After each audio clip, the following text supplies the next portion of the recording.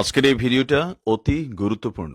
দেখা মাত্র প্রত্যেকটা বাংলাদেশী নাগরিক এটা ভিডিওটা শেয়ার করে দিবেন, কারণ আমি যে তথ্যগুলো দিচ্ছি। কান খুলে শুনুন, বাংলাদেশের যারা নাগরিক রয়েছেন আমাদের এই প্রতিবেদন শোনেন, আপনারা কান খুলে শুনুন। 10 সেকেন্ডের মধ্যে ঢাকা শহরটা একটা বৃহৎ জলাশয় হয়ে যেতে পারে।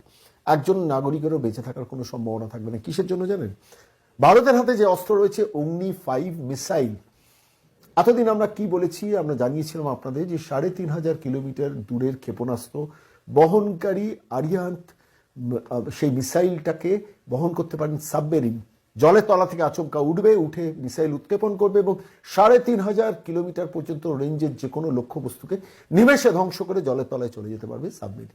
সেটা ভারত ইতিমধ্যে টেস্ট অ্যান্ড ট্রায়াল করে কমপ্লিট করে দিয়েছিল। সেটা আপনাদের কাছে বলেছিলাম যে বিশাখাপত্তনম থেকে সেটাকে টেস্ট অ্যান্ড ট্রায়াল করা হয়েছিল এবং প্রায় 4,000 কিলোমিটার পথকে উন্মুক্ত রেখে এই টেস্ট